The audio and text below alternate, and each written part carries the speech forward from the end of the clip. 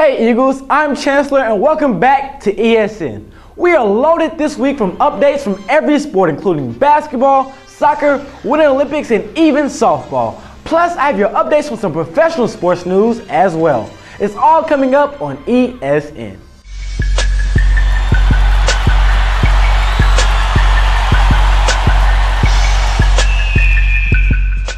Legendary college coach Dean Smith passed away over the weekend.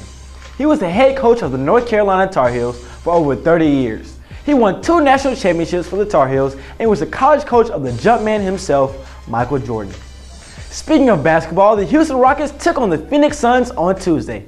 Led by James Harden's 40 points, the Rockets took the game on the road. The Rockets are now the 3rd place team in the West as they get ready for the All-Star weekend this weekend.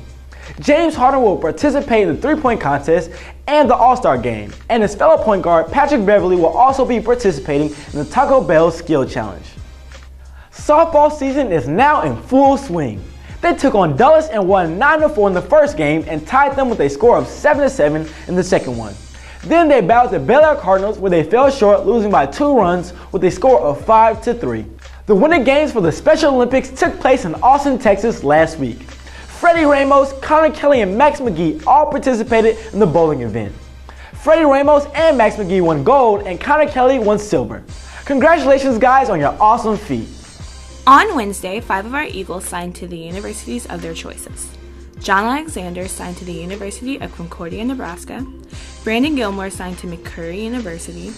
Isaiah Guillory signed to Texas A&M Commerce. Cameron Wilson signed to Incarnate Ward. And Brett Wenigan signed to UTSA.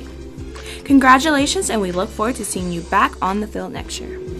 On this past Friday, our boys and girls varsity swim competed at a regional meet that was held at the Dawson Nat. The boys placed 6th overall and the girls placed 2nd. We are so proud of you all for having a tremendous season. Head coach Matthew Winnan was awarded Coach of the Year and was overjoyed to inform that we will be competing at state for the 6th consecutive year. Competing at state will be 2 of our very own varsity swim girls, Catherine Wu and Jenny Yu. Good luck, girls. Congratulations, Coach Winton. And now here's a look at how the meet went down. Enjoy, y'all.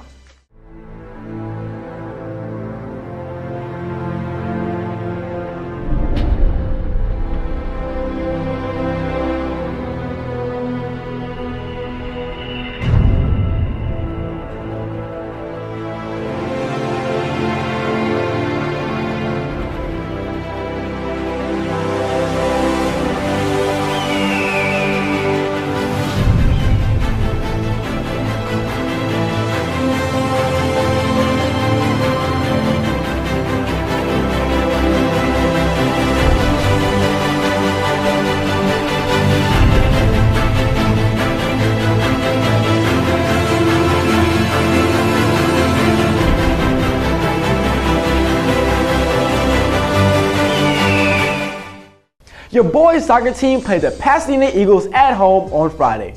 Elite Cruz scored a goal to tie the game up at 2-2 before your boys team fell against Pasadena with a score of 4-2.